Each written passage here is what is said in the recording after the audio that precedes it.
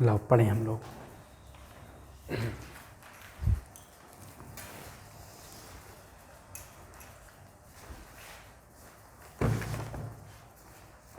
ठीक है, चलो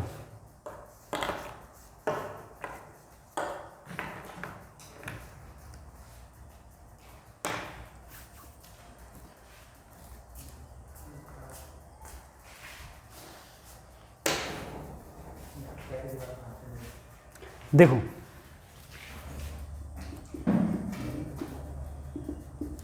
electric field due to charged ring. सबसे पहले जब मैंने कल इलेक्ट्रिक फील्ड की बात करी थी, इलेक्ट्रिक फील्ड का मतलब ही क्या होता है? इलेक्ट्रिक फील्ड का मतलब होता है सर पॉजिटिव चार्ज से कहाँ की ओर जाएगा? नेगेटिव चार्ज की ओर इलेक्ट्रिक फील्ड जाता है, या फिर पॉजिटिव चार्ज से निकलता है और नेगेटिव चार्ज पर आता है। ठीक है, पॉजिटिव से निकल रहा है और नेगेटिव पर आता है। अगर हम बोले electric field due to charge ring, ring का मतलब क्या? देखो ऐसा एक रिंग हो गया, ठीक है। अगर इस रिंग से मैंने किसी x दूरी पर, x डिस्टेंस पर कोई तुमसे इलेक्ट्रिक फील्ड पूछा, यहां पर मैंने पॉइंट क्या मान लिया? P, और मैंने कहा इसके ऊपर अगर चार्ज है तुम्हारा Q, ठीक है, चार्ज है इसके ऊपर Q, और सेंटर से यहां तक की डिस्टेंस क्या मान ली मैंने? x। ठीक है, अब जरा सोचने की बात ये है, लो कड़ा निकल जाएगा आपका, ठीक है। मैं कहूँ कहीं बड़ा कड़ा होता है ना तो वो निकलता ही नहीं है, फंस जाता है हाथ में, फिर काटना पड़ता है। इधर देखो ये है, देखो ये जैसे ये हो गया, ठीक है सर। अब ये मेरे पास में रिंग है, ये रिंग ही तो है, ये रिंग है सर, रिंग है। अगर इस रिंग के बीच से सेंटर, इस रिंग का सेंटर कहीं ऐसे देखो, ऐसे मान लो कोई सेंटर है, ये रिंग है, और इस रिंग पर चार्ज है, और मैंने यहाँ तुमसे क्या पूछा? Electric field. यहाँ इलेक्ट्रिक फील्ड पूछा तो मैं यहाँ से देखूंगा ये डिस्टेंस, सारी डिस्टेंस बराबर होंगी। देखो सारी डिस्टेंस क्या होंगी? बराबर।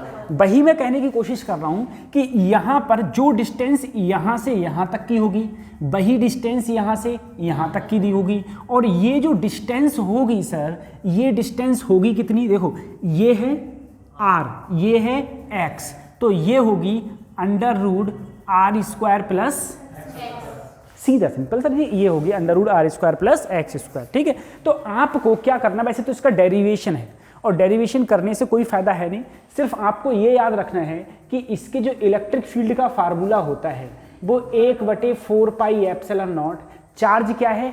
Q, और यहाँ पर देखो r² प्लस x² की पावर 3/2, और साथ में कितनी डिस्टेंस है सर? ये x डिस्टेंस है। कितनी डिस्टेंस है? x डिस्टेंस है। तो ये हो गया, ये यहाँ पर ये आ जाता है। अब देखो अगर मैं इसके सेंटर की बात करूं, ये तुमको इलेक्ट्रिक फील्ड का फार्मूला याद रखना है कि यहाँ पर इलेक्ट्रिक फील्ड क्या होगा? वो ये होगा, और डायरेक्शन किधर होगी इलेक्ट्रिक फील्ड की? जो नेट इलेक्ट्रिक फील्ड है P पॉइंट पर या फिर P पॉइंट पर जो होगी वो इधर की ओर होगी। क्यों सर इधर की ओर क्यों होगी? ये चार्ज क्या है? पॉजिटिव, इस पर चार्ज है पॉजिटिव, और पॉजिटिव चार्ज से जो इलेक्ट्रिक फील्ड होता है वो बाहर निकलता है। तो जब इससे बाहर निकलेगा तो इस पॉइंट पर, इस डायरेक्शन में क्या होगा? इलेक्ट्रिक फील्ड होगा, जो कितना होगा? 1/4πε0 QX बटे √r, वो r² प्लस x² की पावर 3/2। सर ये होता है। अच्छा, अगर मैं कहूं, अगर मैं धीरे धीरे x को पास लाऊं, तो जब मैं सेंटर पर पहुंचूंगा, इसके जब सेंटर, इसका सेंटर का मतलब है सर यहाँ इस पॉइंट पर। अब देखो ये डिस्टेंस x थी, धीरे धीरे ये डिस्टेंस खत्म हो के अगर मैं कहूँ एट सेंटर, किसके सेंटर? रिंग का सेंटर, तो x की वैल्यू क्या हो जाएगी?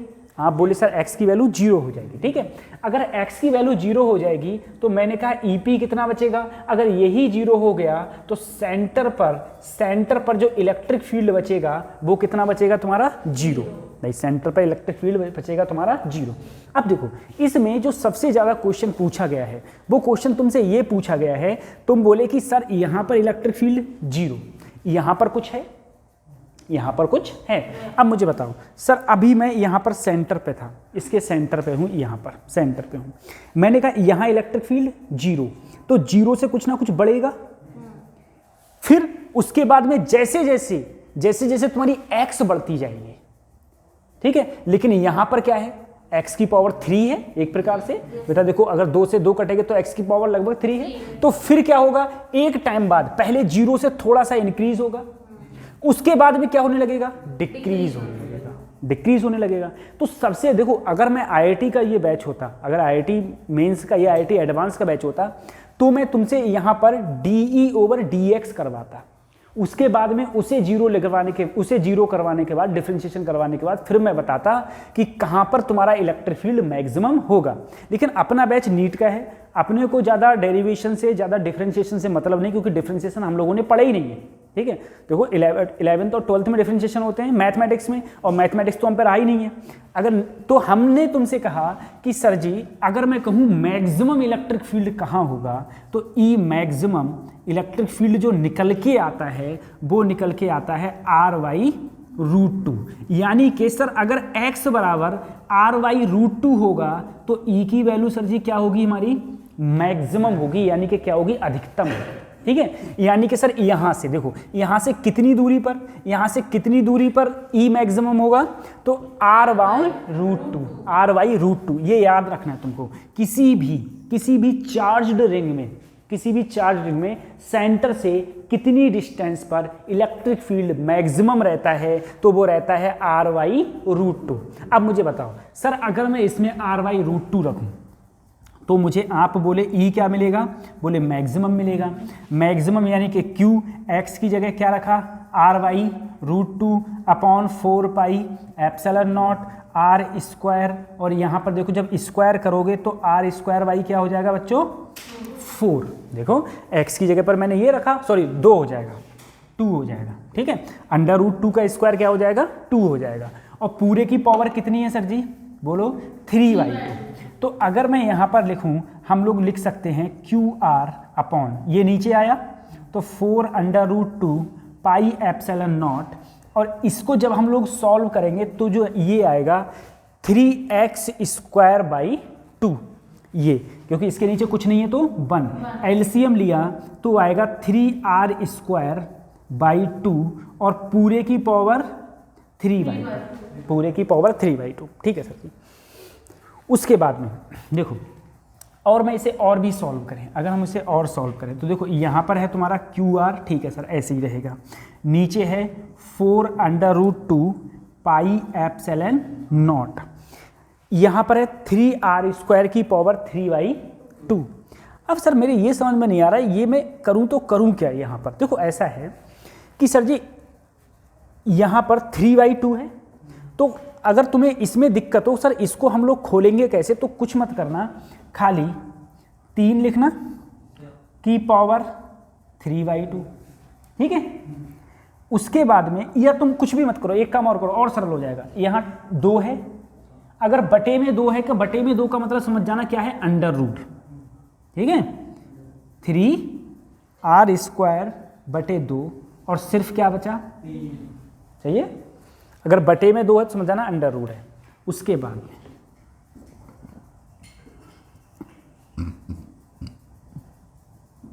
देखो बच्चों, यहां पर क्या है, अंडर रूट 3 की पावर 3।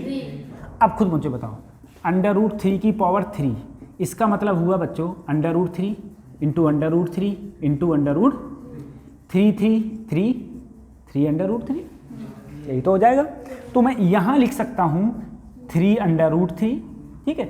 अब देखो सर जी यहाँ पर r² से अंडर रूट गया तो सिर्फ r बचा, तो यहाँ पर बचा r की पावर 3, और ऐसे ही नीचे आया 2 under root, sir under root 2 से 2 से इसे काटो तो 2 से 2 दूनी 4, तो यहाँ पर बचा, और r से ये काटो तो नीचे बचेगा Q/2πε0 3 अंडर रूट 3 r², ठीक है, ये बचेगा। ठीक, ये तुम्हारा क्या होता है, ये तुम्हारा E मैक्सिमम आया, E मैक्सिमम जो ये आया वो आया E मैक्सिमम आया।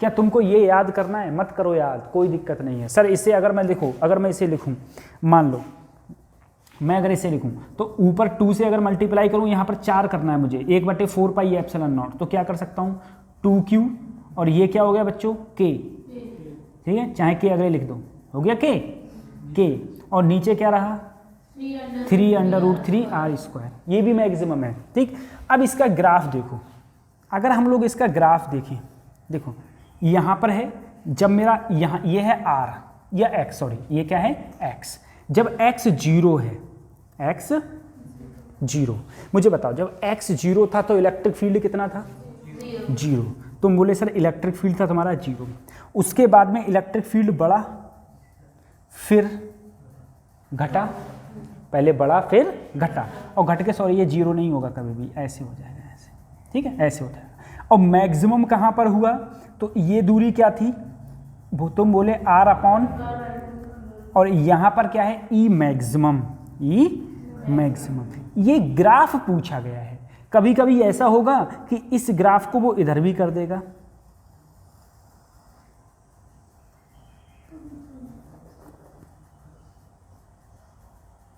इस ग्राफ को वो इधर भी कर देगा, ठीक है, तो इधर भी क्या हो जाएगा r/√2, और यहाँ पर भी क्या है सर ही देखो, अगर मैं इस चीज़ को इधर ना होके इधर होगा, ठीक है, तो यहाँ भी 0, फिर तुम्हारा इंक्रीज होगा फिर डिक्रीज होने लगेगा। तो जो इम्पोर्टेंट है वो इम्पोर्टेंट ये फार्मूला है, इम्पोर्टेंट सेंटर पर इम्पोर्टेंट है, और सबसे ज़्यादा इम्पोर्टेंट है वो ये ग्राफ है, ठीक है, और ये याद रखना है कि कहाँ पर ये मैक्सिमम x = r/√2 पर ये मैक्सिमम होता है, ठीक है। इसे उतारने के बाद में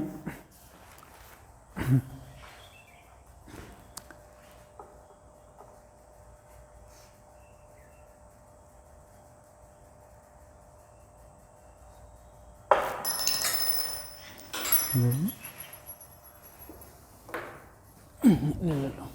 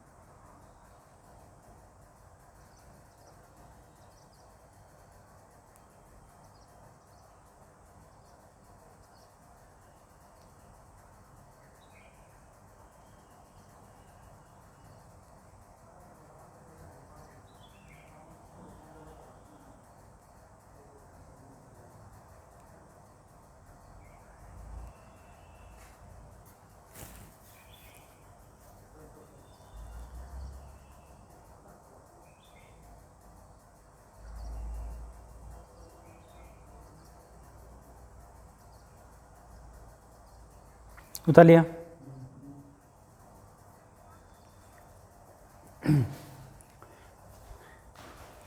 सही है सर जी। उसके बाद में electric field due to charge ring, ठीक है,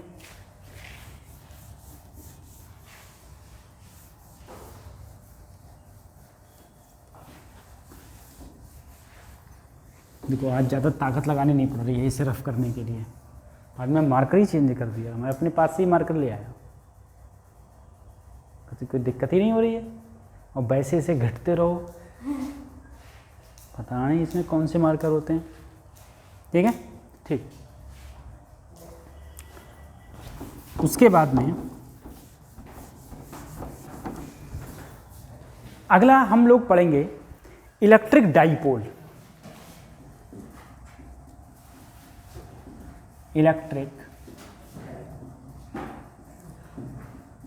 डाइपोल, सही है। अब सबसे पहले तुम इलेक्ट्रिक डाइपोल के बारे में समझो। सर इलेक्ट्रिक डाइपोल होता तो होता क्या है? जहां भी देखो, अभी ये इलेक्ट्रिक डाइपोल आया है, अगले चल के अभी मैग्नेटिक डाइपोल आएगा। अभी इलेक्ट्रिक डाइपोल, अगले चल के मैग्नेटिक डाइपोल आएगा। सर इलेक्ट्रिक डाइपोल होता क्या है? देखो कोई भी दो चार्ज हों, लेकिन याद रखना चार्ज कैसे हों? इक्वल और अपोजिट साइन के। ये नहीं कि ये चार्ज अलग है और ये चार्ज अलग है, दोनों कैसे हों? इक्वल एंड अपोजिट चार्ज के, and separate between small distance, and separate between small distance, यानी कि दो चार्जेस हों जिनके बीच की डिस्टेंस भी बहुत कम हो और इक्वल हो और कैसे हो? अपोजिट। तो उसको हम लोग बोलते हैं डाइपोल, और इसे P से डिनोट करते हैं, जो होता है Q इंटू 2L। जो क्या होता है? Q इंटू 2L, ठीक है, ये होता है। अब सबसे पहले ये है कि सर इसकी डायरेक्शन किधर होती है डाइपोल की? देखो सबसे ज़्यादा यही पूछा जाता है कि बताओ डायरेक्शन ऑफ इलेक्ट्रिक डाइपोल किधर होता है? Direction of electric dipole, direction of electric dipole. Sir अगर मैं डायरेक्शन की बात करूं तो इसकी डायरेक्शन हमेशा नेगेटिव से किधर की ओर होगी? पॉजिटिव चार्ज की। डाइपोल की जो डायरेक्शन होगी वो हमेशा नेगेटिव से किधर होगी? पॉजिटिव की ओर। हमेशा नेगेटिव चार्ज से पॉजिटिव चार्ज की ओर इसकी डायरेक्शन होगी। इसे डिनोट किससे करते हैं? इसे डिनोट करते हैं यानी कि प्रदर्शित करते हैं हम इसे P से। P से प्रदर्शित करते हैं, ये होता है तुम्हारा इलेक्ट्रिक डाइपोल, ठीक है। और चाहे तो चाहे ऐसे लिख दो Q इंटू 2L, अब भी से Q इंटू 2L, ठीक है। 2L क्या है? दोनों के बीच की दूरी। अब मुझे बताओ, अगर यहां पर मैं दूरी 2L ना लेके A ले लेता, 2L ना लेके क्या ले लिया? A, तब क्या होता? Q into A। B होता तो Q इंटू B, X है तो Q इंटू X, ठीक है, इस टाइप से है। अब देखो अगर मैं तुमसे कहूँ सर जी मेरे पास में, मैंने कहा मान लो मेरे पास एक चार्ज है 2Q, ठीक है, एक चार्ज है 2Q और एक चार्ज है बच्चों -Q और एक चार्ज इधर है -Q, ठीक है। 2Q यहाँ है -Q और यहाँ है -Q। अगर मैंने तुमसे कहा कि बताओ इन दोनों के बीच की डिस्टेंस भी R है और इधर भी डिस्टेंस क्या है? R है, दोनों की डिस्टेंस R है, ठीक है। अब अगर मैं इस क्वेश्चन में तुमसे नेट इलेक्ट्रिक डाइपोल पूछ लूं, ठीक है, नेट इलेक्ट्रिक डाइपोल मूवमेंट पूछ लूं, या फिर नेट इलेक्ट्रिक डाइपोल मूवमेंट पूछ लूं, नेट इलेक्ट्रिक डाइपोल मूवमेंट, तो तुम बोले सर इधर क्या है? निगेटिव, इधर क्या है? डायरेक्शन जो होगी वो निगेटिव से कहाँ होगी? तो मुझे बताओ क्या यहाँ डाइपोल है? नहीं। क्या यहाँ डाइपोल है? क्यों? क्योंकि ये चार्ज 2Q और यहाँ चार्ज -Q, यहाँ चार्ज -Q, यहाँ चार्ज, तो यहाँ पर डाइपोल बनेगा कैसे? यहाँ पर डाइपोल देखो तब बन पाएगा जब मैं Q को एक Q ले लूँ इधर और एक Q ले लूँ, अब सही है। अरे Q कितने थे? 2Q, तो अब डाइपोल हो जाएगा, क्योंकि अब माइनस प्लस माइनस, तो माइनस प्लस के कारण इधर और यहाँ पर इधर, यही तो होगा। सोचो यही इधर ही देखो ये क्या होगा? सॉरी, प्लस से माइनस की ओर, प्लस से सॉरी माइनस से प्लस की ओर। सर जी समझ में नहीं आया बेटा। इसके लिए डाइपोल की डायरेक्शन इधर होगी और इसके लिए इस पे मैंने अगर P1 माना और इसे क्या माना, तो वही तो मैं कह रहा हूँ, इधर है P1 और इधर है। अब सर जी P1 और P2, अगर मैं P1 की बात करूं तो आप बोले सर जी Q और डिस्टेंस क्या है? R। अगर मैं P2 की बात करूं तो Q और डिस्टेंस क्या है? R। क्या P1 और P2 बराबर हैं? हाँ सर। अरे QR यानी कि P1 किसके बराबर है? जो मैंने किसके बराबर मान लिया? P के। अगर देखो एक डाइपोल इधर है, एक डाइपोल इधर है, अगर मैं इन दोनों का नेट देखूं तो नेट कहाँ होगा? बीच में, यही तो नेट होगा, P नेट, ठीक है। और सर जी अगर मैं इसका P नेट निकालूंगा, अगर मैं इसका P नेट निकालें हम लोग P नेट, तो वो क्या हो जाएगा? √P1 का स्क्वायर प्लस P2 का स्क्वायर, और एंगल क्या है? 90। अगर एंगल 90 हो तो आगे वाले मत लिखो, क्योंकि क्या होता है +2p1p2 cos 90, और cos 90 की वैल्यू क्या होती है 0, cos 90 की वैल्यू 0। तो अगर मैं सर यहाँ करूँ तो यहाँ p1 की जगह भी p रख दूँ और यहाँ भी मैंने p रख दिया, तो मेरा आंसर आया √2p, √2 ऐसे ही, और p क्या है q इंटू, ये मेरा आया p नेट आ गया। ठीक है, कोई भी क्वेश्चन अगर पी नेट का पूछा जाता है तो इस टाइप से तुम लोग पी नेट का ऐसे निकाल सकते हो। ठीक है, उसके बाद में चलो इसे उतारो, फिर अगला क्वेश्चन और करें हम।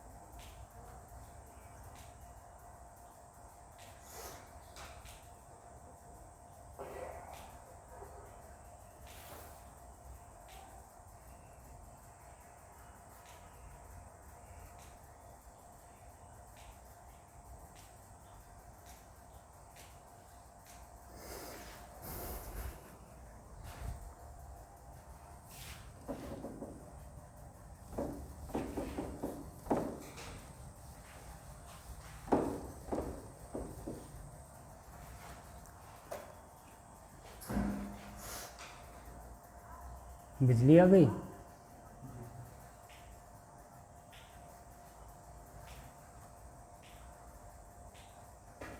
वो क्वेश्चन करो, दोनों के बीच में एंगल क्या है 60 डिग्री। ठीक है, तुम्हें क्या निकालना है, नेट इलेक्ट्रिक डाइपोल मूवमेंट निकालना है, नेट इलेक्ट्रिक डाइपोल मूवमेंट।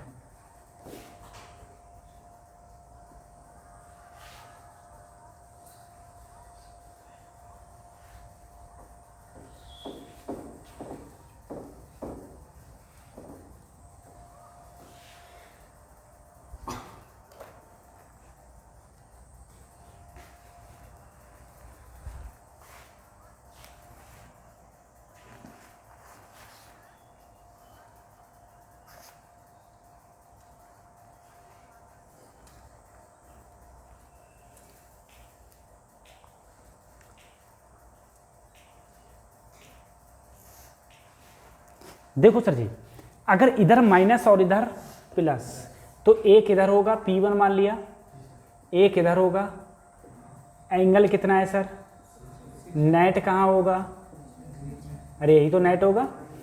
अगर मैं तुमसे कहूँ कि बताओ मेरा P नेट क्या होगा, तो √P1 square plus P2 square 2P1 into cos 60, यही तो होगा। अब सर जी देखो, जितना मेरा देखो डिस्टेंस दोनों बराबर है, अगर डिस्टेंस दोनों बराबर हैं तो P1 भी मेरा क्या होगा Q इंटू आर, और P2 भी मेरा क्या होगा Q इंटू आर, दोनों के बीच की डिस्टेंस ये है। और ये देखो P1 P2 किसके बराबर होगा, P के, तो ये P square plus P square 2PP into cos 60, यहाँ पर क्या आ गया देखो 2P स्क्वायर इंटू कॉस 60, यही तो आ गया। उसके बाद में देखो, अगर हम लोग इन दोनों में कॉमन ले लें, इन दोनों में कॉमन। या तुम हटाओ cos 60 की वैल्यू लगा दो। बेटा cos 60 की वैल्यू क्या होती है? 1/2। cos 60 की वैल्यू होती है 1/2 से 2 कट गया तो यहाँ क्या बचा? √3p² और √3 ऐसे ही p बाहर, तो √3 p का मान कितना है? q × r। हो गया आंसर? छुट्टी, आंसर हो गया। ये आता है, ठीक है। अगर इस टाइप का कोई क्वेश्चंस आएंगे तो हम लोग करते जाएंगे इनको।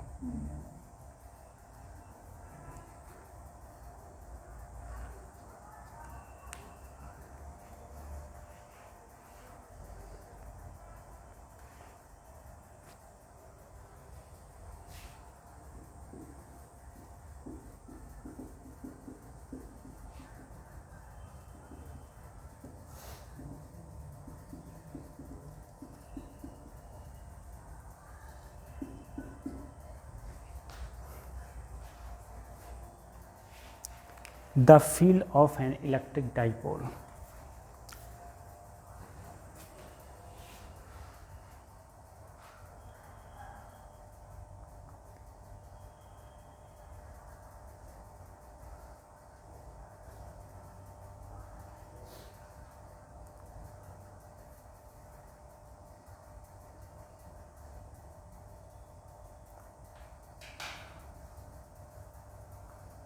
हेलो, घर से कितने बजे चली थी तुम आज? थोड़ा लेट हो गए थे। मम्मी चाय बना रही थी इसलिए हैं? चाय आपको बनानी पड़ती है?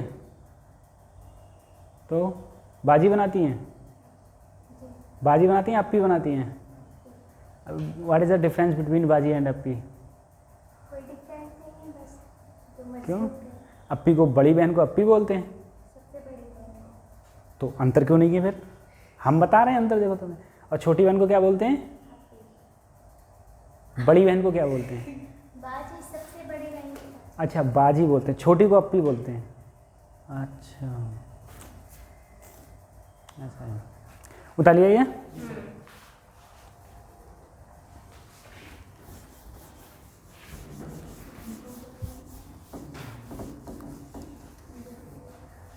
और हिंदुओं में तो सबको बहनी बोलते हैं, चाहे छोटी हुई चाहे बड़ी हुई, ठीक है। छोटी होती है तो नाम लेते हैं, ठीक है, और बड़ी होती है तब नाम लेते हैं जब लड़ाई होती है। हाँ। ऐसे नहीं, जब लड़ाई होती है तब।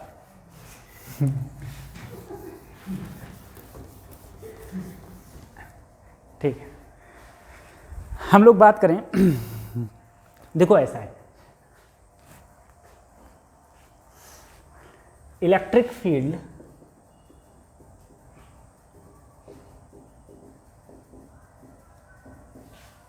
एट एन एक्सियल पॉइंट या एक्सियल एक्सिस, ये ज़्यादा सही रहेगा, एक्सियल एक्सिस। देखो सर जी, एक्सियल एक होती है एक्सियल, एक होती है इक्वेटोरियल, ठीक है। एक्सियल और इक्वेटोरियल में अंतर क्या है पहले ये समझो। सर यहाँ पर जैसे मान लो प्लस क्यू चार्ज है, यहाँ पर चार्ज मान लो सर माइनस क्यू चार्ज है, ठीक है। एक तरफ प्लस क्यू और एक तरफ माइनस क्यू, इन दोनों के बीच का जो सर मैंने डिस्टेंस था वो मैंने क्या ले लिया? 2L, ठीक है। बीच का डिस्टेंस 2L, तो कहीं बीच वाला पॉइंट तो होगा, जो बीच वाला पॉइंट होगा वो इधर क्या होगा? LL होगा, इधर भी L और उधर भी L, ये होगा। सर अगर मैं इस बीच वाले पॉइंट से कोई डिस्टेंस कहूँ यहाँ से लेके यहाँ तक, जो मैंने डिस्टेंस क्या मान ली? R मान ली। सेंटर से यहाँ तक की डिस्टेंस क्या मान ली? R। अब मैं कहूँ बताओ मुझे यहाँ पर इलेक्ट्रिक फील्ड क्या होगा? यहाँ पर, यहाँ इलेक्ट्रिक फील्ड क्या होगा?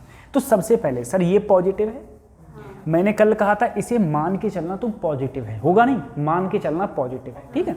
तो यहाँ पर देखो ये इसे क्या करेगा? रिपेल। सर इसके कारण इलेक्ट्रिक फील्ड इधर होगा, E1 मान लिया, ठीक है। ये चार्ज क्या है? नेगेटिव, ये इसे अट्रैक्ट करेगा, यानी कि ये इधर होगा, क्या मान लिया? E2 मान लिया। अगर मैं E नेट की बात करूं तो E नेट क्या होगा? E1 माइनस E2, क्योंकि अपोजिट हैं एक दूसरे के कैसे हैं? अपोजिट, तो E1 माइनस E2, ठीक है। कुछ किताबों में E1 प्लस E2 है, लेकिन E1 प्लस E2 कर लोगे तो बाद में नेगेटिव करोगे, तो नेगेटिव तुम्हें करना ही करना है। अब देखो, अगर मैं यहाँ पर इलेक्ट्रिक फील्ड निकालूँ इस पॉइंट पर, ठीक है, कोई पॉइंट मान ले, चलो P मान लो, हटाओ, ठीक है, और यहाँ पर ये क्या है, इलेक्ट्रिक फील्ड कहाँ पर, P पॉइंट पर।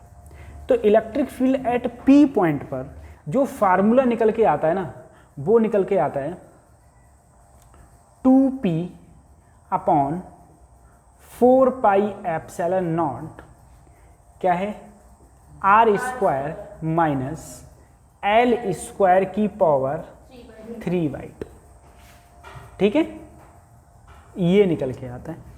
अगर मैं तुमसे कहूं यदि L is less than R, L R से बहुत छोटा है, ठीक है, L R से छोटा करोगे तो L अप्रोक्सीमेटली किसके इक्वल मानोगे तुम, 0 के। L बहुत छोटा है तो L अप्रोक्सीमेटली 0 के, तो अगर इसे 0 करोगे तो सर स्क्वायर से ये कट जाएगा, सिर्फ क्या बचेगा, R3।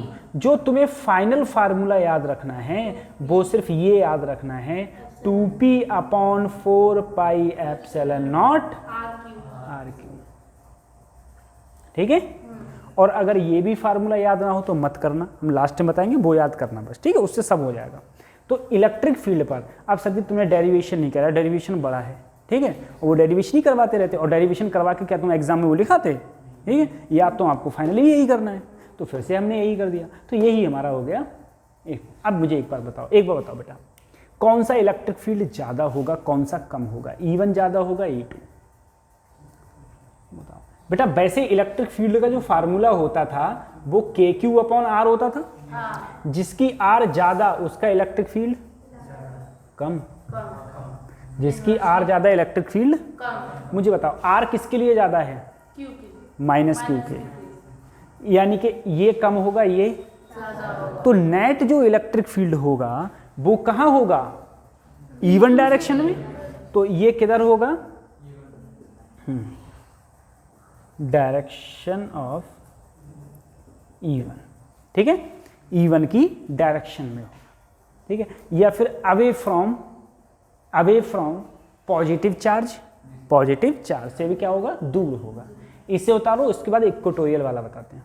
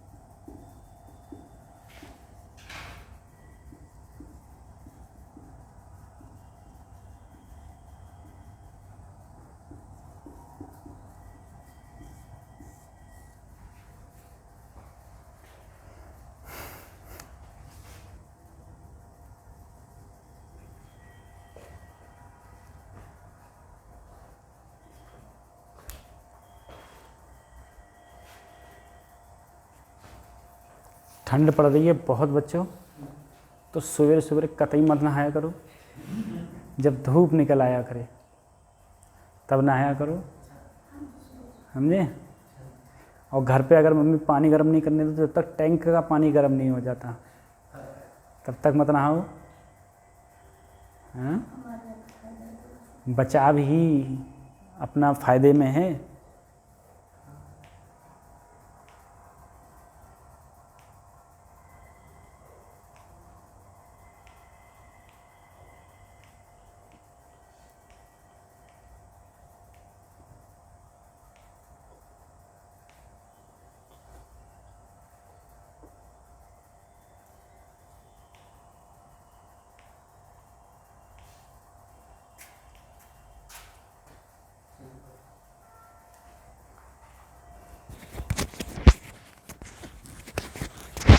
ये इतना है वो जो लोगों को है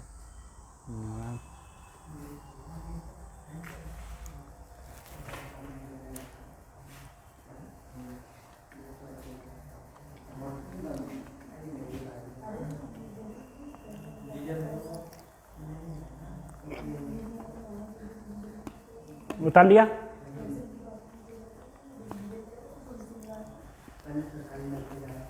अब देखो बच्चों,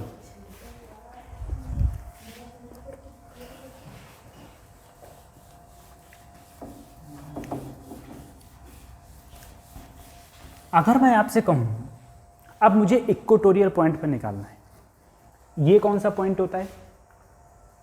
इक्वेटोरियल। इक्वेटोरियल मतलब है इन दोनों के बीच का पॉइंट ये है और इसका जस्ट परपेंडिकुलर, इस पर जस्ट परपेंडिकुलर, यानी कि ये एंगल बनाया सर 90 डिग्री। ये 90 तो यहां से लेके यहां तक L और ये R, तो ये हो गई √r² प्लस। तो सर जो यहां पर इलेक्ट्रिक फील्ड होता है ये भी याद करना है आपको। वैसे तो यहां पर ये होता है -P/4πε0 r² प्लस L² की पावर 3/2, ठीक है। लेकिन यदि तुम L को लेस देन R लोगे, ठीक है, तो हम कहेंगे L अप्रॉक्सीमेटली किसके बराबर होगा बच्चों? 0 के। तो अगर इसे 0 करोगे तो लास्ट में बस आपको ये याद करना है, प्लस का कर देना ऊपर वाला, ठीक है, 1/4πε0 सिर्फ r3, ठीक, ये याद करना है। ये कब है? इक्वेटोरियल पर। सर अगर ये भी याद ना हो वो भी तो कोई मत याद करना। देखो एक ये याद करना जो हम बता रहे हैं। अगर कभी भी तुमसे पूछा जाए electric field at an angle, किसी एंगल पर कोई इलेक्ट्रिक फील्ड पूछा जाए, सर कैसे? जैसे मैंने कहा बच्चों, एक है पॉजिटिव चार्ज और एक है नेगेटिव चार्ज। सर दोनों के बीच की डिस्टेंस 2L, मिड पॉइंट ये वाली L और यहां से यहां तक भी L हो गई। सर अगर मैंने कोई एक एंगल मान लिया, देखो बच्चों मिड पॉइंट से ये एंगल बनना है, ये सीधा तो नहीं है ना, कोई एंगल बनना है, मैंने कितना माना? अगर मैं तुमसे यहां इलेक्ट्रिक फील्ड का फार्मूला पूछूं कि बताओ यहां इलेक्ट्रिक फील्ड का फार्मूला कितना होगा, तो बस खाली ये याद कर लेना बच्चों। तो 1/4πε0 P/r³ ब्रैकेट में 1 + 3 cos², ठीक है। अब देखो एक बात, देखो मुझे खुद बताना, बताओ हाँ बताओ लो। अगर ये थीटा है, अभी धीरे धीरे मैं इसे ऐसे ले आऊं, ये डिस्टेंस मैंने r मानी है, ये डिस्टेंस क्या मानी बच्ची? यहां आ गया। अब ये कितना एंगल बना रहा है?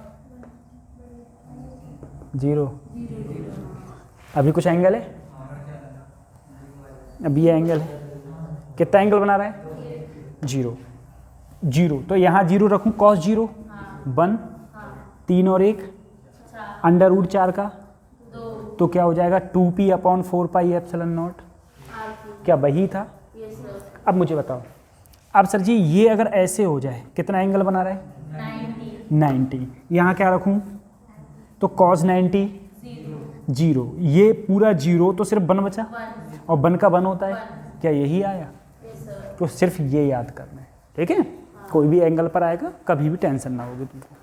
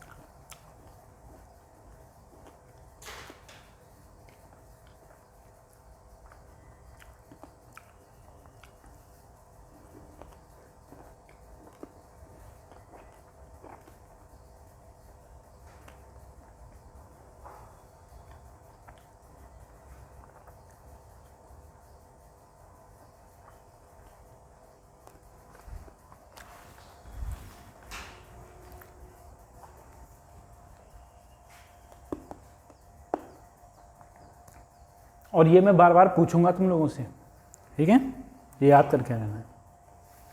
उतार लिया। उसके बाद में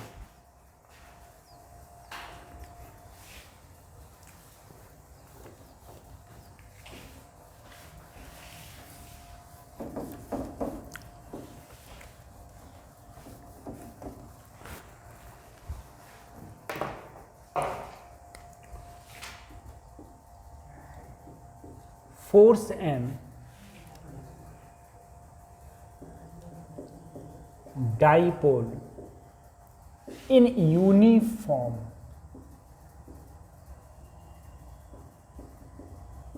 magnetic field. Uniform magnetic field का मतलब है सर एक समान फील्ड है। यूनिफॉर्म फील्ड का मतलब क्या है? एक समान। अब मुझे बताओ सर, एक समान फील्ड में एक तरफ चार्ज रखा है -q और एक तरफ चार्ज रखा है +q। अगर इन दोनों के बीच की डिस्टेंस मान लो मैंने बच्चों 2l मान ली, ठीक है। अब सबसे पहले ये चार्ज क्या है? पॉजिटिव। मैंने कहा पॉजिटिव चार्ज पर फोर्स करने लगता है इलेक्ट्रिक फील्ड लाइंस की डायरेक्शन। क्या इधर क्यू ही लगेगा? सर इस पर फोर्स कहाँ लगता है? Opposite to the electric field lines. क्या ये भी क्यू ही लगेगा? ये भी क्यू ही और ये भी। अगर मैं तुमसे नेट फोर्स पूछूं, इसमें मैंने पूछा तुमसे नेट फोर्स कितना लग रहा होगा, तो अगर मैं नेट फोर्स की बात करूं तो सर जी QE एक डायरेक्शन में और दूसरा QE अपोजिट डायरेक्शन में, तो नेट फोर्स क्या आया? 0। नेट फोर्स क्या आया? 0। सर नेट फोर्स अगर तुमसे पूछा जाएगा कि बताओ कोई भी डाइपोल पर यूनिफॉर्म इलेक्ट्रिक फील्ड में कितना फोर्स लगता है, तो तुम बोलोगे 0 फोर्स लगता है सर, ठीक है। नेट फोर्स कितना लगता है? 0। अब अगर यहीं पर बात बच्चों टॉर्क की आ जाए, यहां पर बात आ जाए टॉर्क की। सर टॉर्क क्या होता है? टॉर्क को बलागुण बोलते हैं हम लोग, और टॉर्क का जो फार्मूला होता है वो होता है force into perpendicular distance. Force into perpendicular, ठीक है सर। अब सर जी देखो मेरा फोर्स इधर लग रहा है, परपेंडिकुलर डिस्टेंस, यही तो डिस्टेंस होगी परपेंडिकुलर। फोर्स इधर, तो फोर्स के परपेंडिकुलर यानी कि फोर्स से 90 डिग्री एंगल बनाते हुए, यही तो है सर। ये एंगल क्या है? थीटा। ये क्या है? 2l। तो मैं यहां से लेके यहां तक की डिस्टेंस निकालूं सर, ये डिस्टेंस क्या हो जाएगी? तो अगर मैं परपेंडिकुलर डिस्टेंस निकालूं तो साइन थीटा बराबर क्या होता है बोलो? लंब बटे आधार। अब लंब ही क्या है? ये परपेंडिकुलर डिस्टेंस, सॉरी कर्ण। हाइपोथेनियस क्या है यहाँ पर? 2l। तो परपेंडिकुलर डिस्टेंस मेरी क्या आ जाएगी सर? बोलो 2l साइन। तो अगर मैं यहाँ पर रखूँ टॉर्क ऐसे ही, फोर्स की जगह मैंने क्या रखा? QE, और परपेंडिकुलर डिस्टेंस क्या हो गई? 2l साइन, ठीक है सर। अब मुझे बताओ Q इंटू 2l ये क्या होता है सर? P। क्या होता है? P। और यहाँ बचा E इंटू साइन थीटा। और याद रखना अगर तुम्हें साइन थीटा खत्म करना है तो क्या ला सकते हो? P क्रॉस, ठीक है, टाउ बराबर P क्रॉस E, तो तुम्हारा ये खत्म हो जाएगा। तो तुम्हें टॉर्क क्या लगेगा? टॉर्क लगेगा तुम्हारा P क्रॉस E। अब एक चीज और देखो, मुझे एक बात बताओ सर जी, अगर मेरा, मुझे बताओ टॉर्क मेरा कब सबसे अधिक होगा? जब थीटा की वैल्यू क्या हो? 90 डिग्री। थीटा की वैल्यू क्या हो? 90। अगर मैं टाउ को मैक्सिमम देखूंगा तो मैक्सिमम टाउ मेरा तभी होगा जब थीटा की वैल्यू 90 हो। थीटा की वैल्यू जब 90 होगी तो सिर्फ क्या बचेगा सर जी? PE। PE तो बचेगा। अच्छा सर अगर मैं इसका ग्राफ बनाऊं, मान लो अगर मैं ग्राफ बनाऊं, एक तरफ लिया मैंने टॉर्क और एक तरफ लिया मैंने एंगल, इधर लिया मैंने एंगल। देखो कोई भी मेरी वेव चलती है, क्या मेरी वेव इस टाइप से चलती है? ऐसी तो वेव चलती है। तो जब देखो यहां पर एंगल कितना है? 0। 0 तो टॉर्क भी क्या है? 0। एंगल मेरा यहाँ क्या है बच्चों? π/2। तो टॉर्क मेरा मैक्सिमम है जो PE, P मैक्सिमम। यहाँ पर क्या हो गया फिर से 0 और यहाँ पर क्या हो गया सर cos 180 हो गया ना यहाँ पर, नहीं यहाँ पर 90, यहाँ पर क्या हो गया 270, क्या हो गया 270 पर क्या हो जाएगा माइनस का p, उसके बाद में फिर से 0। तो अगर ये ग्राफ बनाना चाहो तो ग्राफ बना लो, टॉर्क का, और किसका ग्राफ है ये एंगल का, वो भी किसमें इन यूनिफॉर्म मैग्नेटिक फील्ड में, अगर कोई मेरा डाइपोल रखा हुआ है तब ये फार्मूला लगता है।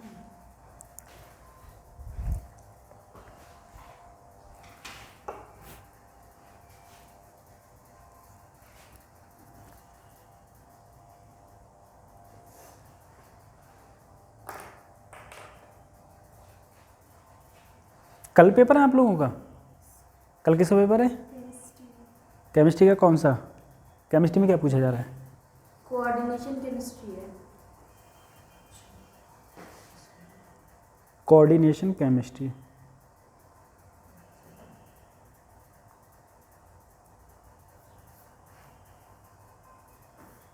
कल लास्ट पेपर है। वोकेशनल पेपर है वो तो 3 तारीख को। तो अभी आप खाना वाना खा रहे हो? बच्चे खाना खाएंगे आज? अरे लो खाना खाएंगे, ठीक है। किसने बनाया था? मम्मी बनाती है खाना? तब तो सही है बेटा।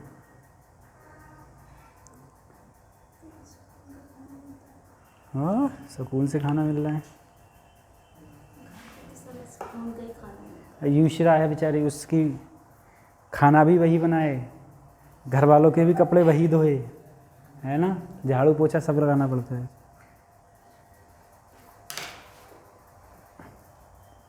क्या खाई आज? क्या खाना खाया था? अभी फूल गोभी की साग, फूल गोभी या साग और क्या, और मटर टमाटर, वो तो भाई मटर तो सबसे ज्यादा सर। तो अभी सीजन चल रहा है ना मटर का, मटर।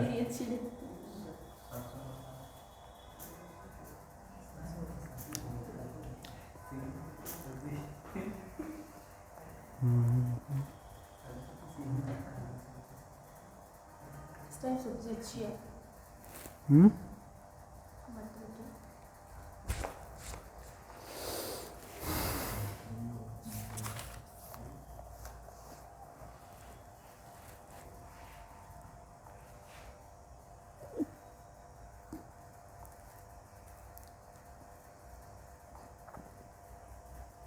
उतार लिया।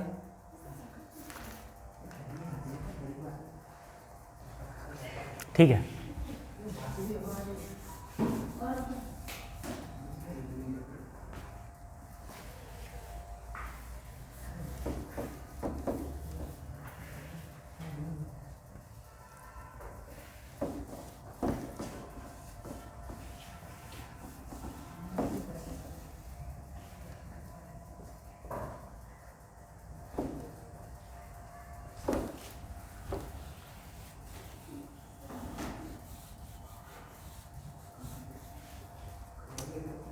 देखो बच्चों, अगर मैं अगला हेडिंग पड़ेगा मेरा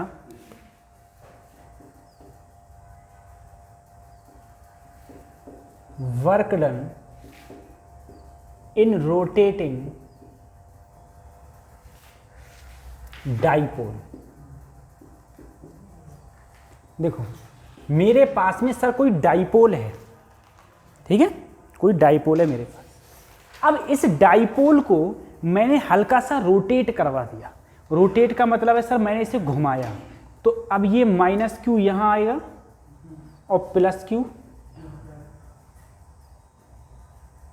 ऐसे घुमा दिया। मैंने कहा पहले जो ये एंगल था मान लो कितना था θ1, बाद में एंगल कितना हो गया सर इसका θ2। भाई पहले जो मेरा एंगल था, पहले जो भी एंगल था वो कितना था बच्चों θ1। अब θ1 से मैंने इसे रोटेट करा दिया θ2 पर, ठीक है। अब सर जी अगर मैं यहां पर वर्क डन का फार्मूला कहूं तो वर्क डन बेसिकली क्या होता था, फोर्स इंटू डिस्प्लेसमेंट। लेकिन मैंने आप लोगों को बोला है कि फोर्स इंटू डिस्प्लेसमेंट हमेशा तब लगाना जब कोई सी चीज सीधी डायरेक्शन में चल रही है, ठीक है। और अगर कोई चीज़ घूम रही है तो क्या लगाना, तो लगाना इसमें टॉर्क इनटू डिस्प्लेसमेंट। ठीक है, टॉर्क इनटू डिस्प्लेसमेंट। कहाँ से कहाँ तक घुमा रहा हूँ सर मैं, θ1 से लेके θ2 तक। सर टॉर्क का फार्मूला अभी आया था Pe sin theta into d theta, θ1 से लेके θ2 तक, यही तो था। सही है सर जी।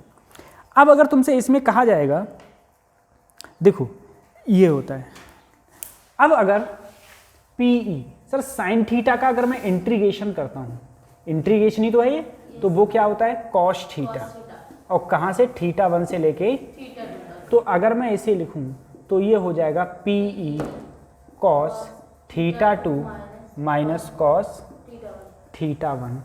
ये मेरा जो फार्मूला आता है ना, ये फार्मूला निकल के आता है वर्क डन का। ठीक है, बल्कि इसका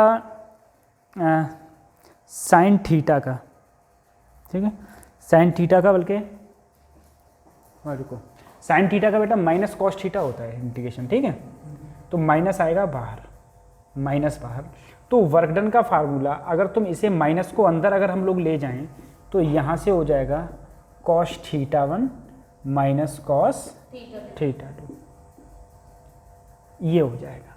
ठीक है, कॉस θ1 माइनस कॉस θ2, ये हो जाता है।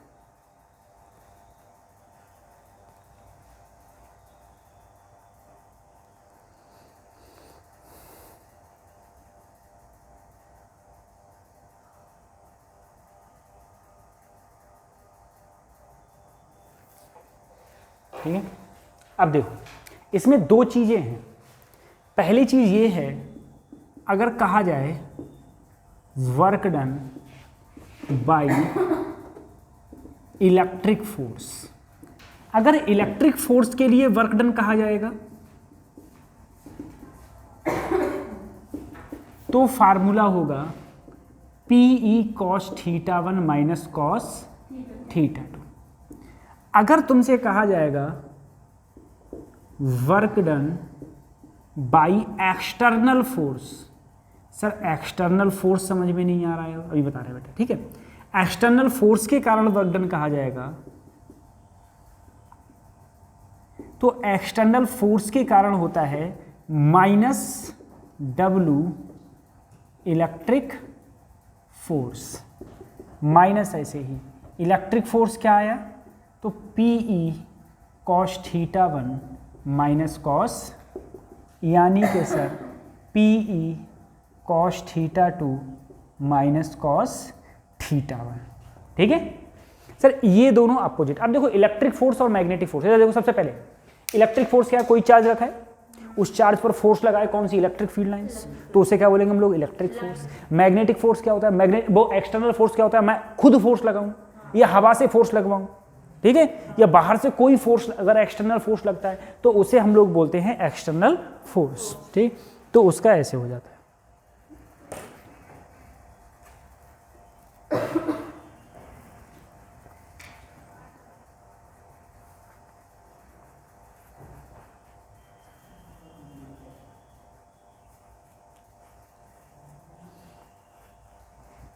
टॉर्क मैक्सिमम कब मिलता है मुझे, कौन से एंगल पर, 90 पर।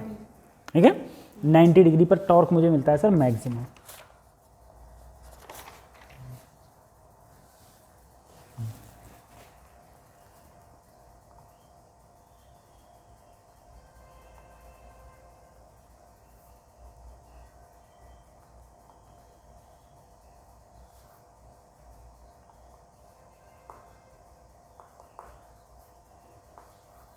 उतार लिया है ना, ठीक है, क्वेश्चन करना।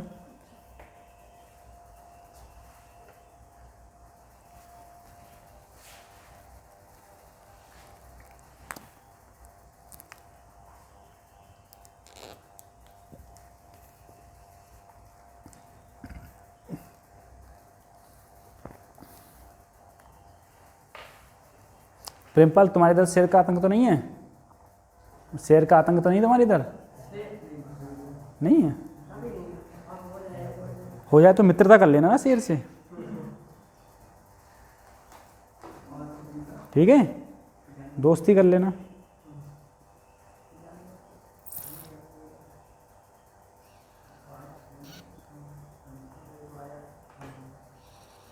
वो कहते हैं ना आदमी से बड़ी कोई चीज़ नहीं होती। हमारे इधर एक वो था सांड, बैल, ठीक है, वो इतना खूंखार था कि वो रास्ते पे खड़ा हो जाता था, मेन रास्ते पे, और जब मेन रास्ते पे खड़ा हो गया तो मेन रास्ता बंद, इधर का इधर बंद, उधर का उधर बंद। अच्छा, जो नया आदमी आ रहा है, अब जैसे रास्ता बंद है, मतलब लोग इधर भी खड़े हैं, लोग उधर भी खड़े हैं, और रास्ता है बंद, तो नया आदमी भी देखेगा पता नहीं कि जब ये नहीं जा रहे हैं तो मैं क्यों जाऊँ, सीधी सी बात है, ये नहीं जा रहे तो डर के मारे मैं क्यों जाऊँ, मरना थोड़ी नहीं मेरे को। और वो खड़ा रहता था तो वैसे ही, तो लोग बेचारे कई चक्रोटों में होते होते कोई बेचारा घूम फिर के तो जाके गाँव में एंट्री मारते थे। कोई बात नहीं, तो लोगों ने कोई परेशान नहीं करा, कोई बात नहीं, बोले कोई बात नहीं भाई, परेशान कर रहा है तो कोई मारते थोड़ी नहीं है। अब क्या हुआ, उसने एक दो लोगों को मारा तो एक दो लोगों की बेचारी हड्डी टूट गई, तो वो बेचारे अस्पताल से जाके अपनी हड्डी जुड़वाया, तब भी उससे कुछ नहीं बोला, बोले कोई बात नहीं। और उसका वैसे ही आतंक मचा हुआ, मतलब उसका इतना बड़ा आतंक था कि अगर वो किसी को खेतों में दिख जाता था बैल, तो लोग दूर से देख के ही खेत छोड़ के भगाते थे अपने घर, बोले छोड़ो भाई, जान रची तो लाखों पाए, भाई साहब है, ठीक है। हाँ, और सब गांव वालों ने बता दिया था, बोले देखो अगर काला वाला तुम्हें बिजार दिखे तो आना नहीं है, कतई पास नहीं आना, कुछ भी हो जाए, ठीक है। अच्छा, कार वाले निकल जाते थे, कार वालों को कुछ नहीं कहता था। अब एक दिन क्या हुआ, एक गांव में एक लड़का उसने पकड़ लिया, मतलब उसका मारा जड, तो उसके ऐसे उसने सींग मारा तो आर पार हो गया सींग, तो वो बच गया बेचारा थोड़ा बहुत, ठीक है। वो अस्पताल में एडमिट रहा 5-6 दिन तक, अब वो है अस्पताल से वो निकल गया। उसके घर वालों को आई गुस्सा, ठीक है, कंगाली में उनका आटा कर दिया रसीला उन्होंने। कंगाली में आटा रसीला जानती हो बेटा, नहीं जानती हो? अच्छा, सरगंजा ऊपर से पड़ जाए ओले। अब समझ में आ रही है? एक तो पैसे की तंगी थी, ऊपर से ऑपरेशन में घुस करती है बेचारे ने, तो और परेशान हो गए। तो उन्होंने अब वो बल्लम उल्लम निकाल के लाए, ठीक है, और उन्होंने देखा कहाँ पर है, पकड़ा, अब पकड़ के उसे जब पीटा बैल को, ठीक है, उन्होंने बहुत मारा उसे, ठीक है, मतलब इतना मारा कि काफ़ी मारा, मतलब ऐसा मारा कि मरे नहीं, मारा खूब उस बैल को, ठीक। अब वो बैल दूर से आदमी देख लेता है ना तो भाग जाता है, आदमी देख के भाग जाता है, अरे आदमी आ रहा है, तुम उसके ऐसे पास जाओ और वो दूर दूर भागेगा, बहुत दूर दूर दूर दूर भागता है। आदमी तो इतनी बुरी चीज है। अब उसका आतंक सब खत्म। तो क्वेश्चन बिल्कुल नहीं लिख पाया मैंने, चलो लिखो ये question. An electric dipole of dipole moment, an electric dipole of dipole moment P is equal to 5 into 10 की power -18, P is equal to 5 into 10 की पावर -18, ठीक है। कूलाम मीटर क्या होता है? ये कूलाम मीटर होता है, ठीक है, coulomb metre. Lying along uniform electric field,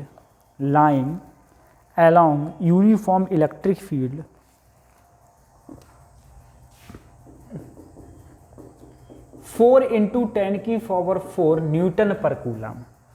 uniform electric field 4 into 10 की पावर 4 न्यूटन पर coulomb. Calculate the work done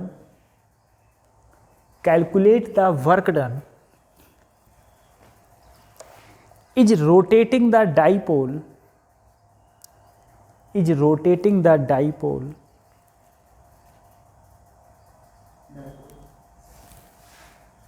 by 60 degree, ठीक है। अब देखो कितना टर्न हुआ सर? 60 डिग्री टर्न हुआ, 60 डिग्री टर्न हुआ।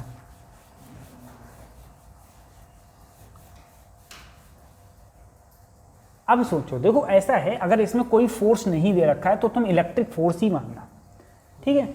और इसने कहा है अगर कोई एंगल नहीं है तो इनिशियल कितना मानना बच्चों? 0, ठीक है, इनिशियल मानना 0 डिग्री। और कितना टर्न हो गया? तो 60 डिग्री। तो पहला 0 तो दूसरा क्या होगा? 60 डिग्री, ठीक है सर। अगर मैं वर्क डन में फार्मूला में रखेंगे हम लोग तो पी की वैल्यू चलो PE, अब देखो cos 0 minus cos 60, cos 0 minus cos 60। Sir P की वैल्यू कितनी है? वो है 5 इंटू 10 की पावर माइनस 18, ये है 4 इंटू 10 की पावर 4। cos 0 1 हो गया और cos 60 की वैल्यू बच्चे होती है 1/2। तो 1 में से 1/2 गया तो 1/2 बचा। तो उस 1/2 से देखो 20/2 इंटू 10 की पावर माइनस 14, तो यहाँ काटो तो 10 इंटू 10 की पावर माइनस 14 या फिर 10 की पावर माइनस 13 जूल। आंसर हो गया। ठीक है, देखो 1/2 बचा तो मैंने ये कर दिया। ठीक है, तो ये आ गया आंसर।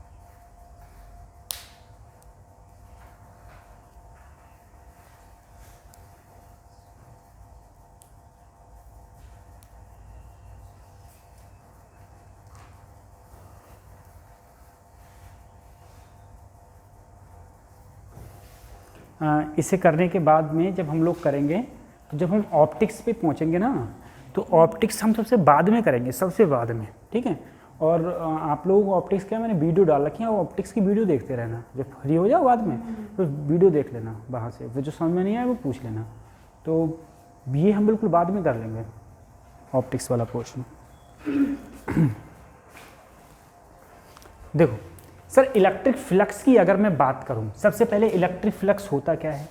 तो total number of electric field line passing through the normal to the surface area. ठीक है, हम इसमें कहेंगे इलेक्ट्रिक फ्लक्स होता है total number of electric field lines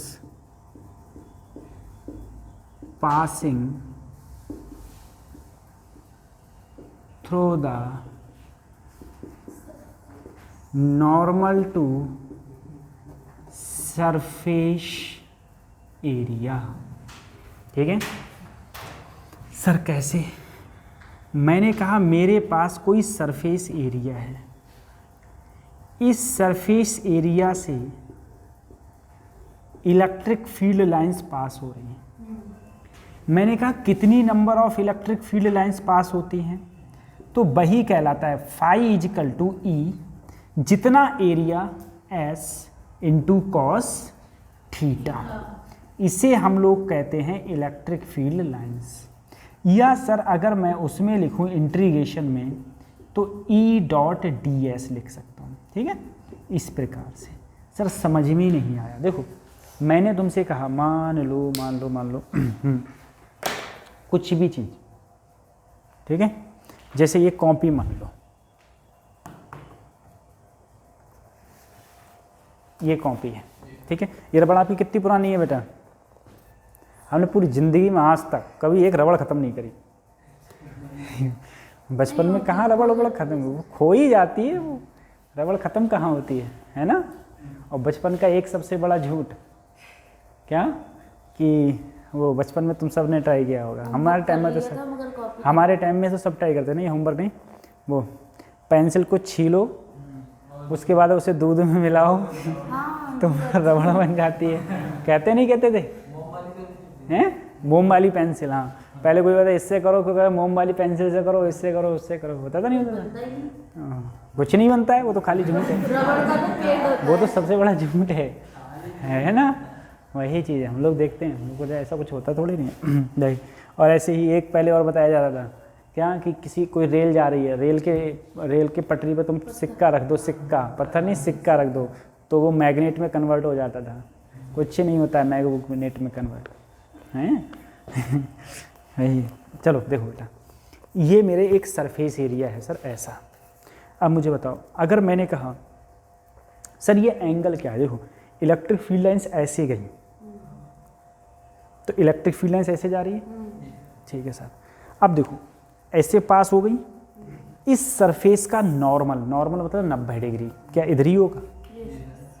तो अब बताओ इलेक्ट्रिक फील्ड के बीच का एंगल और इसका नॉर्मल भी इधर, दोनों के बीच में एंगल कितना हो गया 0 डिग्री। अरे इलेक्ट्रिक फील्ड लाइंस भी इधर और इसका नॉर्मल भी दोनों के बीच में एंगल 0। अब बताओ ये ऐसे रखा है, ऐसे मान लो ऐसे रखिए कॉपी, ठीक है इस टाइप से। अब इलेक्ट्रिक फील्ड लाइंस ऐसे आई सीधी आ रही हैं ऐसे सीधी, लेकिन इसका नॉर्मल तो इधर होगा, देखो। अब बताओ इलेक्ट्रिक फील्ड लाइंस ऐसे, इलेक्ट्रिक फील्ड लाइंस ऐसे जा रही हैं, नॉर्मल है इसका तो इनके बीच में एंगल हो गया। यही एंगल क्या कहलाता है बच्चों? अब मुझे बताओ, सरफेस मेरी ऐसे रखी है, इलेक्ट्रिक फील्ड लाइंस ऐसे गई तो इलेक्ट्रिक फील्ड लाइंस तो ऐसे जा रही हैं मार्कर की डायरेक्शन में, और इसका नॉर्मल कहाँ है? अब दोनों के बीच में एंगल 90 डिग्री, ठीक है। तो मैंने वही तुमसे कहा कि यहाँ पर जो ये एंगल होता है ना, वो कौन सा एंगल होता है? वो होता है normal to the surface area, ठीक है। यानी कि थीटा जो एंगल है वो है electric field and normal to the surface area, ठीक है। ये होता है तुम्हारा जिसे हम बोलते हैं इलेक्ट्रिक फ्लक्स।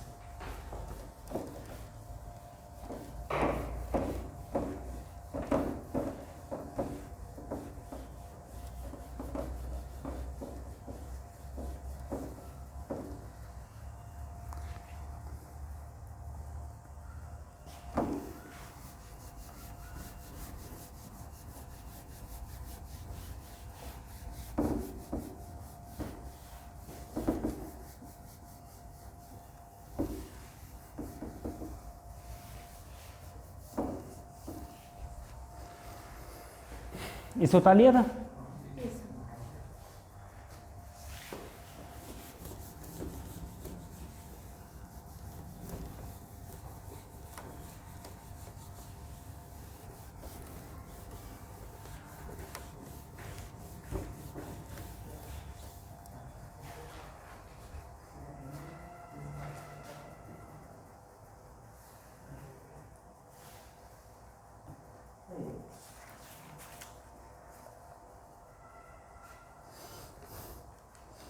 ठीक है।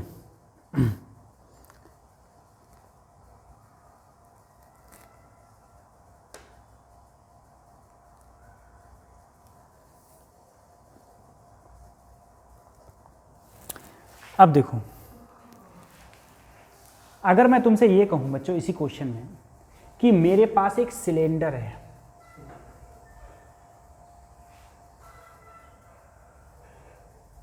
इलेक्ट्रिक फील्ड लाइंस यहां से आ रही हैं, ऐसे जा रही हैं,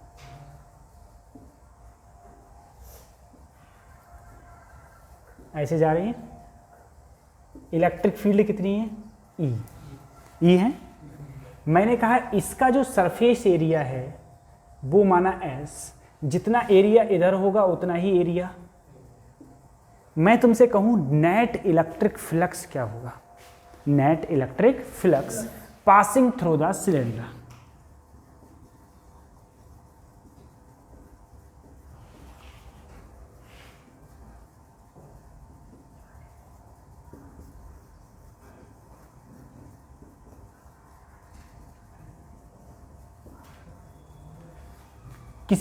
इस सिलेंडर से पास होने वाला नेट इलेक्ट्रिक फ्लक्स कितना होगा? ठीक है। अब देखो सर, सबसे पहले मुझे बताओ इसकी सरफेसेस कितनी है किसी सिलेंडर की? ये सिलेंड्रिकल तो है, इसकी सरफेस 1, 2 और एक ये गोल वाली। मुझे बताओ गोल वाली, बेटा ये जो गोल वाली सरफेस है इसका नॉर्मल हमेशा ऊपर होगा। इधर देखोगे तो, इधर देखोगे तो ऐसी तो होगा। तो इसका नॉर्मल इधर होगा, ठीक है। अच्छा, इस सरफेस का नॉर्मल, इस सरफेस का नॉर्मल, सही है। इलेक्ट्रिक फील्ड लाइंस इधर, इलेक्ट्रिक फील्ड लाइंस इधर, इलेक्ट्रिक फील्ड लाइंस ऐसी तो जा रही है। तो यहां इलेक्ट्रिक फील्ड लाइंस कितना एंगल बना रही है, और यहां 0 डिग्री। अगर मैं नेट फ्लक्स देखूं, तुमसे कहूं नेट फ्लक्स कितना है, नेट फ्लक्स, तो आप बोले सर सबसे पहले देखो, इसे मैंने सरफेस 1 माना, इसे 2 माना, और इसे क्या माना 3।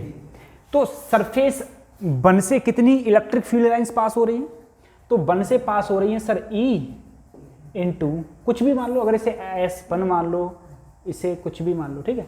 तो ES1 एंगल कितना है बच्चों, 90, ठीक है।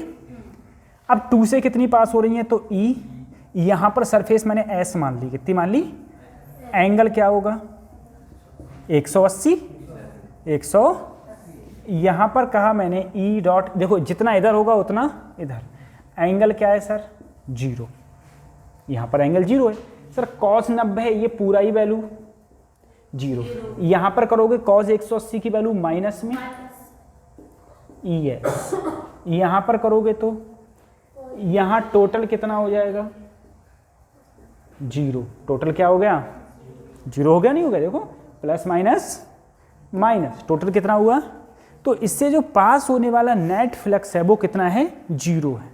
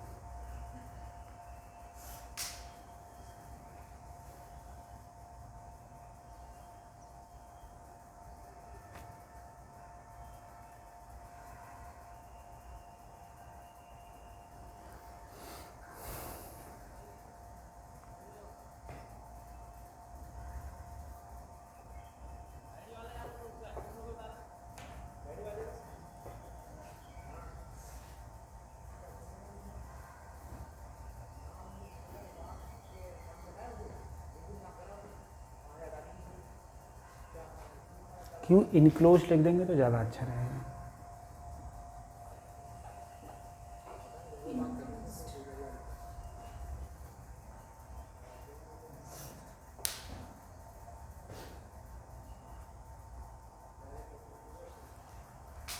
आपको फर्स्ट ईयर है लो सेकेंड ईयर है, फर्स्ट ईयर में आपकी परसेंटेज अच्छी बनी होगी, कितनी बनी BSc में, टोटल नहीं पता, बहुत अच्छा। राइटिंग अच्छा है ना, SGPA कितनी बनती है, रिजल्ट ही नहीं देखा, रिजल्ट ही नहीं देखा। नहीं राइटिंग अच्छा है ना, और अब बिगड़ा लिखती हो तो आप नंबर अच्छे बनते हैं। MCQ वाले भी तो ये बच्ची भी अच्छा लिखती है, लेकिन बस आप गड़ा के बहुत लिखती हो, इस पार से उस पार बताओ, इस कापी पे तक छप जाता है। MCQ वाले में थोड़ी ना सर राइटिंग गुड। तो टोटल MCQ होते हैं क्या पेपर? नहीं, एक सेमेस्टर रिटन और एक सेमेस्टर MCQ। अच्छा, मतलब इस वाला रिटन वाला, अगले वाला MCQ होगा। वाह,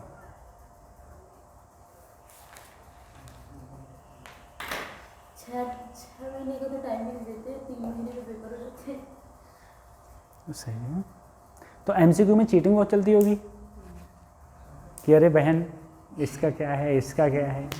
जिनका सेंटर रहता है वो लोग चीटिंग कर रहे थे, सेंटर वहाँ जहाँ जाता है वो लोग कुछ नहीं कहते हैं, मगर जिनका स्कूल में रहता है वो परेशान हो जाते हैं, वो कर रहे हैं। मतलब स्कूल वाले नहीं करने देते हैं, हाँ, खुद के बच्चों के लिए। हाँ। चलो तो अच्छा सर, हमारे क्लास में भी इतने बाहर बच्चे बैठे, पूछो किससे, किसी भरोसे ही नहीं लगता है। हाँ, सही उससे ज़्यादा अच्छा लगता है अपने आप कर लो।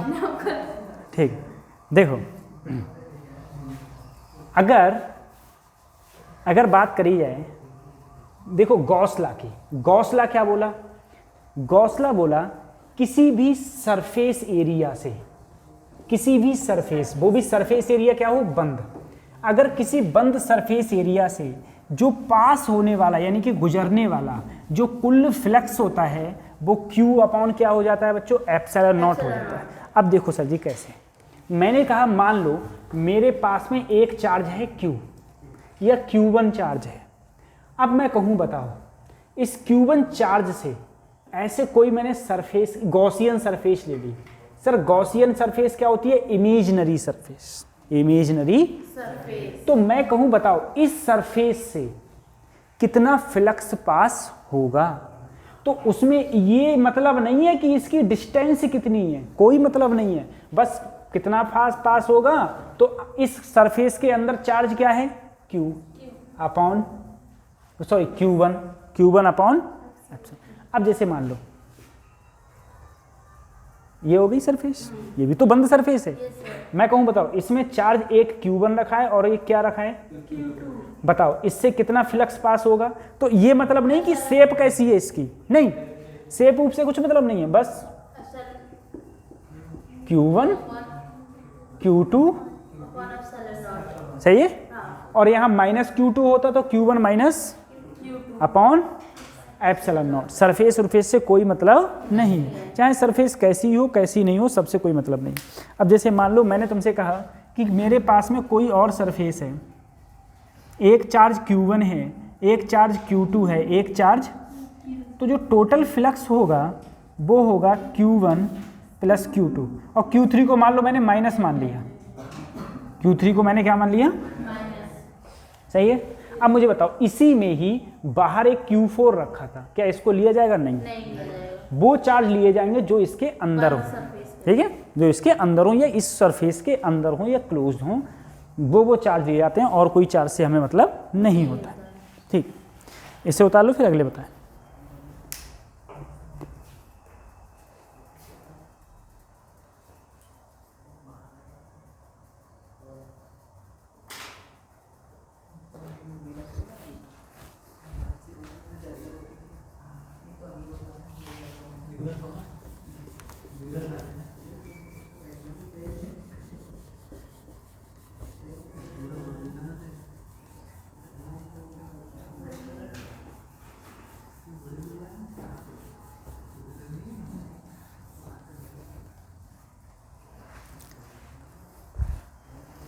ठीक है, अब देखो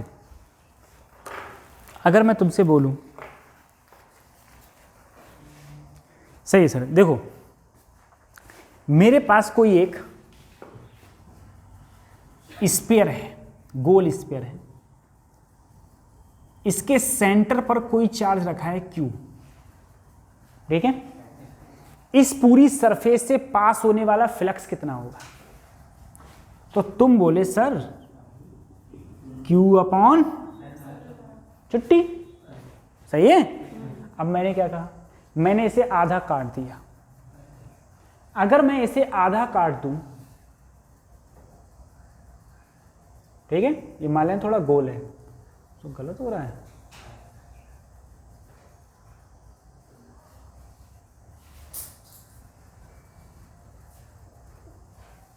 ठीक है, आधा काट दिया। चार्ज अब भी यहीं पर रखा है Q, ठीक है। अब बताओ इससे कितना पास हो रहा होगा, तो पूरे से कितना हो रहा था, तो आधे से कितना होगा, अरे तो आधा ही तो होगा, क्यू अपॉन, सही है, इतना हो रहा होगा। उसके बाद में अगर ऐसे कह दिया जाए कि बताओ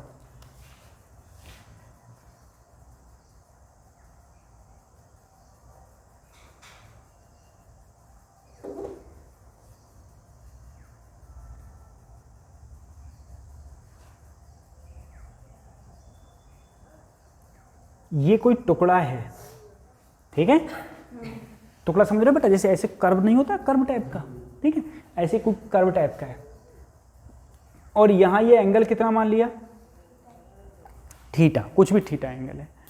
अब मैं तुमसे कहूं बताओ ये थीटा एंगल का कुछ कर्व है, अब बताओ ये अगर यहां पर चार्ज क्यू रखा है तो इससे कितना पास होगा। तो सबसे पहले सर जब 360 डिग्री रोटेशन होता है उससे क्या होता है, Q upon epsilon not, Q upon, तो मैं कहूं बच्चों 1 डिग्री से कितना होगा, क्यू अपॉन एप्सिलॉन नॉट बटे क्यू बटे 360 गुणा एप्सिलॉन नॉट। तो थीटा से कितना होगा, तो थीटा से जो पास हो रहा होगा वो होगा Q upon 360 epsilon not into theta, ठीक है, ये पास हो रहा होगा किसी थीटा डिग्री के एंगल से, थीटा डिग्री एंगल से ये पास हो रहा होगा, सही। उसके बाद में हम लोग क्यूबिक की बात करेंगे।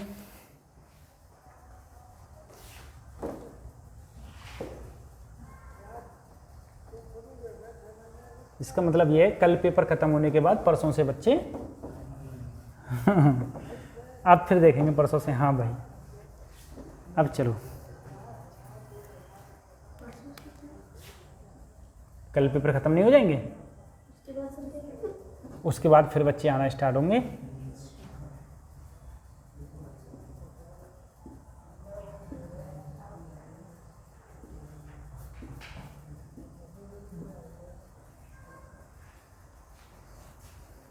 मुझे बताओ क्या फ्लक्स शेप और साइज पे डिपेंड करता है, नहीं।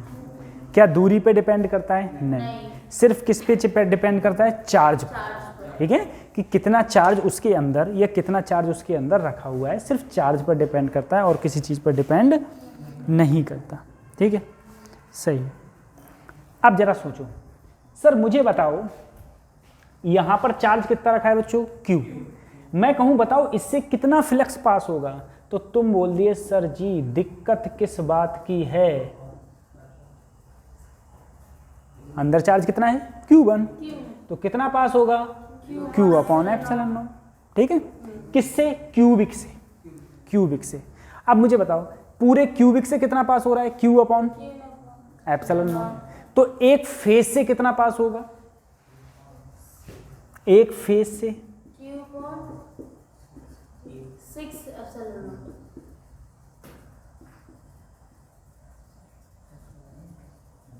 देखो बेटा 6 फेज होते हैं, हाँ 6 फेज होते हैं, 1 2 3 4 5 6, ठीक है, छइयों से कितना पास हो रहा है, Q अपॉन एप्सिलॉन नॉट, तो एक से कितना पास होगा, Q अपॉन 6 एप्सिलॉन नॉट, इतना ही तो पास होगा, ठीक है, 6 से इतना हो रहा है, 6 से Q अपॉन एप्सिलॉन नॉट था तो 1 से इतना हो जाएगा, ठीक है।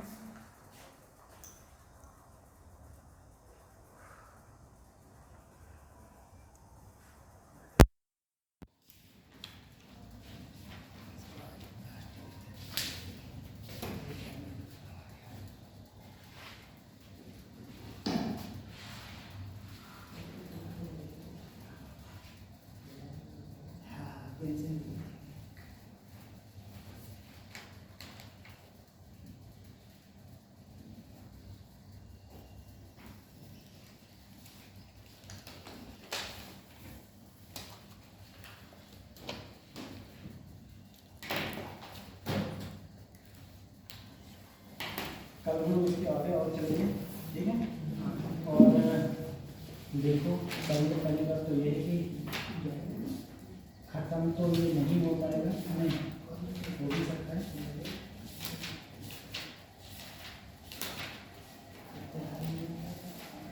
सरफेस का हो जाएगा, हो नहीं जाएगा तो थोड़ा बहुत बचेगा, ठीक है, थोड़ा बहुत बचेगा।